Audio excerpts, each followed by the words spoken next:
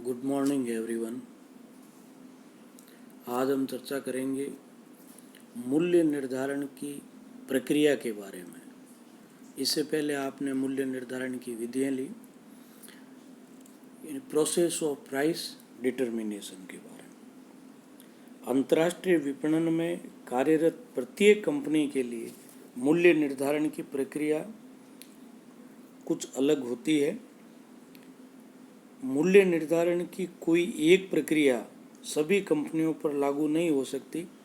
इसका कारण यह है कि प्रत्येक कंपनी के उत्पादों की मांग, लागतों, आंतरिक विपणन का वातावरण, उत्पाद जीवन चक्र में उसके उत्पादों की विभिन्न देशों में अवस्थाओं, बाह्य विपणन वातावरण के घटकों का प्रभाव एवं कंपनी की विपणन नीतियाँ अलग अलग हो सकती है। इन्हीं घटकों का मूल्य निर्धारण की प्रक्रिया पर गहरा प्रभाव पड़ता है। मूल्य निर्धारण की जो प्रक्रिया है वो मुख्य रूप से इस प्रकार हो सकती है। सबसे पहले संभावित मांग का अनुमान लगाना। पहला, मूल्य निर्धारण की प्रक्रिया में सबसे पहला कदम कंपनी द्वारा अपने उत्पादों अथवा सेवाओं की संभावित मांग का अनुमान लगाना है। संभावित मांग का आंकलन करते समय कई बातों पर ध्यान रखा जाता है। जैसे प्राय देखा जाता है कि मूल्यों एवं मांग के नकारात्मक संबंध होता है। जितने उत्पाद के मूल्य ज़्यादा रखे जाएंगे, उत्पाद की मांग कम होगी एवं जितने मूल्य कम रखे जाएंगे उतनी मांग अधिक होने की संभावना रहती है। नेक्स्ट, संभावित मांग का अनुमान लगाते समय इस बात का आकलन करना भी आवश्यक है कि ग्राहक कंपनी के उत्पाद के लिए क्या मूल्य चुकाने की क्षमता रखते हैं एवं उनके चुकाने की इच्छा क्या है। नेक्स्ट है, संभावित मांग का वस्तुपरक मूल्यांकन करने के लिए ये उचित होगा कि इस बात का आकलन भी कर लिया जाए कि विभिन्न मूल्यों पर ग्राहक उत्पाद की कितनी संभावित मात्रा क्रय कर सकते हैं। नेक्स्ट, इस संबंध में उत्पाद की कीमत लोच की भी महत्वपूर्ण भूमिका होती है। उत्पाद की कीमत लोच का संभावित मांग के संदर्भ में आकलन कर लेना चाहिए। यह देखा जाना चाहिए कि क्या उत्पाद के मूल्यों को कम रखकर उत्पाद की संभावित मांग को अधिक बढ़ाया जा सकता है। बेलोच मांग वाले उत्पादों के संबंध में कंपनी ऊंचे मूल्य निर्धारित करने की भी सोच सकती है, क्योंकि ऐसे मामलों में मूल्यों का मांग से संबंध नहीं होता है। एंड लास्ट, इसका उत्पादों को बाजार में जमाने में मध्यस्थों की महत्वपूर्ण भूमिका रहती है। फुटकर व्यापारी एवं थोक व्यापारी बाजार की नब्ज को जानते हैं, इसलिए ये उपयुक्त होगा कि ग्राहकों के विचारों एवं कंपनी की सोच पर उनकी राय एवं प्रतिक्रिया भी जानी। इससे व्यवहारिक मूल्य निर्धारण में काफ़ी मदद मिलती है। दूसरा जो स्टेप है वो होगा मूल्य निर्धारण के उद्देश्यों का निर्धारण। यानी मूल्य निर्धारण की प्रक्रिया में अगला कदम उद्देश्यों का निर्धारण है। निर्धारित किए गए उद्देश्यों से उत्पाद के मूल्य निर्धारण का कार्य आसान हो जाता है। मूल्य निर्धारण के लिए अनेक उद्देश्य हो सकते हैं। उन उद्देश्यों में निवेश पर प्रत्याय, अधिकाधिक लाभार्जन, बाजार भाग को बनाए रखना, बाजार में वृद्धि, मूल्य स्थिरीकरण एवं प्रतियोगिताओं का सामना करना हो सकता है। कंपनी द्वारा तय किए गए उद्देश्यों से ही उत्पाद के मूल्य निर्धारित होते हैं। यदि परिस्थितियां अनुमति देती है एवं यदि कंपनी का उद्देश्य अधिकाधिक लाभार्जन करना है तो उत्पादों के मूल्य ऊंचे निर्धारित किए जाएंगे, और यदि कंपनी अधिकाधिक बाजार भाग पर नियंत्रण करना चाहती है तो उसे प्रतियोगी मूल्य तय करने होंगे। नेक्स्ट है प्रतिस्पर्धी प्रभावों का विश्लेषण। Analysis of competitive influence. मूल्य निर्धारण के इस चरण में कंपनी को विदेशी बाजारों में अपने उत्पाद के लिए वर्तमान एवं भावी प्रतियोगिता का पूर्वानुमान लगाना चाहिए। इसके अंतर्गत कंपनी को अपने प्रतियोगियों के उत्पादों की लागतों, विक्रय मूल्य, विपणन उद्देश्यों, वितरण वाहिकाओं, विज्ञापन, व्यक्तिगत विक्रय, उत्पाद की भिन्नताओं, ब्रांड की छवि, ब्रांड स्वीकार्यता एवं विक्रय संवर्धन के लिए अपनाई जा रही तकनीकों का बारीकी के अध्ययन एवं विश्लेषण करना चाहिए। इन्हें ध्यान में रखकर तय किए गए मूल्य ज़्यादा व्यवहारिक होते हैं। प्रतियोगिता के भावी स्वरूप का भी मध्यकालीन एवं दीर्घकालीन आकलन करना चाहिए। प्रतियोगियों की भावी योजनाओं, कंपनी के उत्पाद के सम्मान, उत्पादों की बाजार में उपलब्धता, स्थानापन्न वस्तुओं आदि को भी ध्यान में रखा जाना चाहिए। ये भी आकलन होना चाहिए कि विभिन्न मूल्यों पर प्रतियोगियों के सामने कंपनी कितनी मात्रा में अपने उत्पादों का विक्रय कर पाएगी।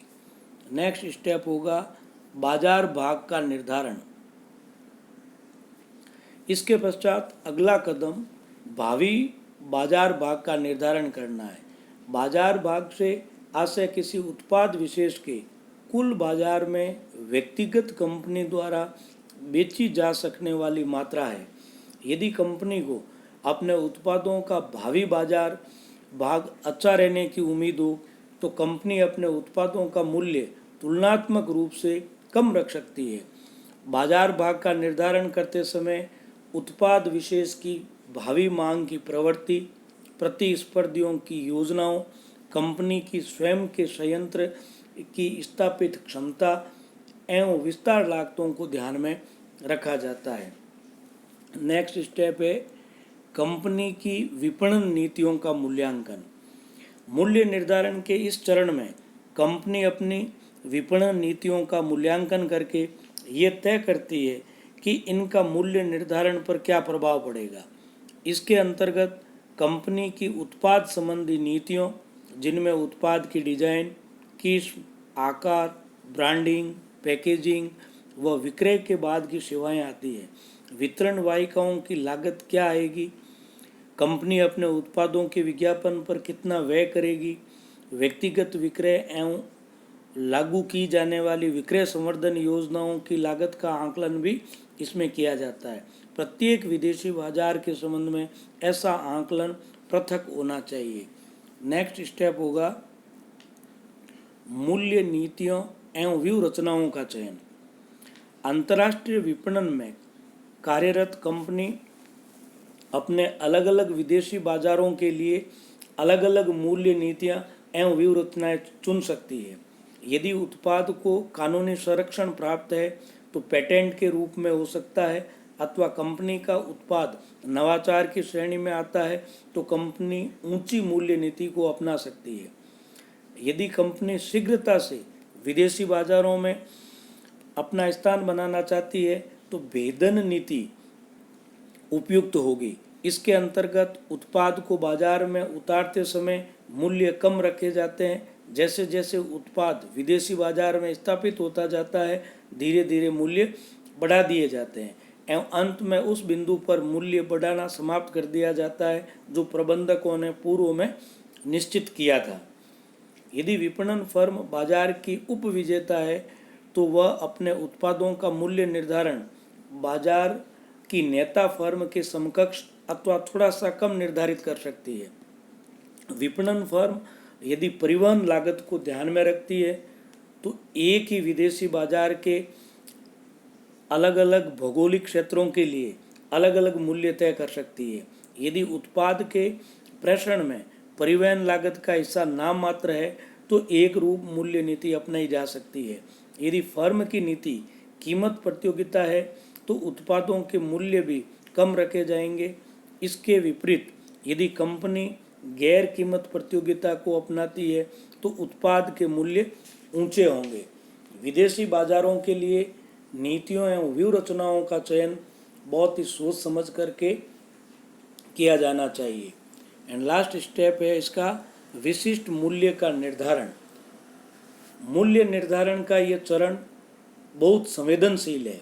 इस चरण में जो पहले जो बातें बताई गई है उन सभी बातों का ध्यान में रखकर कंपनी विदेशी बाजारों के लिए अपने उत्पादों के मूल्य तय करती है। वस्तु या उत्पाद की लागत विशिष्ट मूल्य निर्धारण का आधार होती है। कोई भी कंपनी उत्पाद की लागत की लंबे समय तक उपेक्षा नहीं कर सकती है। वितरण वाहिकाओं एवं विक्रयकर्ताओं की राय को इस संबंध में पर्याप्त महत्व दिया जाना चाहिए, क्योंकि उत्पाद को विदेशी बाजारों में जमाने में उनकी महत्वपूर्ण भूमिका होती है। अब कई बार मूल्यों का समायोजन भी करना पड़ता है। उत्पाद या वस्तु को विदेशी बाजारों में प्रवेश के समय जो विशिष्ट मूल्य तय किए जाते हैं उनकी प्रकृति अंतरिम या कामचलाऊ होती है। यदि बाजार इस मूल्य को स्वीकार कर लेता है तो कंपनी भाग्यशाली होती है। ऐसी स्थिति में एक उचित समय के पश्चात अंतरिम या कामचलाऊ कीमतों को स्थायी कर दिया जाता है। यदि विदेशी बाजार के ग्राहक फर्म द्वारा निर्धारित किए गए मूल्य पर उत्पाद को स्वीकार नहीं कर रहे हैं तो मूल्य आवश्यकता अनुसार समायोजित किए जाते हैं। यदि विदेशी बाजार के ग्राहक मूल्यों के लिए संवेदनशील प्रतीत हो रहे हैं तो उत्पाद की कीमतों को कम किया जा सकता है। यदि विपणन कंपनी को विश्वास के तौर पर यह लगता है कि उत्पाद की अच्छी किस्म के बावजूद कम कीमतों के कारण उत्पाद को घटिया माना जा रहा है तो ऐसी स्थिति में उत्पाद में थोड़ा सुधार करके पुनः उसको ऊंची कीमतों के साथ बाजार में उतारना अधिक ठीक होगा। मूल्यों का समायोजन एक बार समाप्त हो जाने वाली क्रिया नहीं है, वरन यह एक सतत चलने वाली क्रिया है। इसका समय समय पर और परिस्थितियों को ध्यान में रखकर पुनः परिवर्तन करते रहना चाहिए। इस तरह जो मूल्य निर्धारण करते समय या जो प्रोसेस है, इसका जो प्रक्रिया है, उसके विभिन्न चरणों को आपने लिया। आज के लिए इतना ही। धन्यवाद।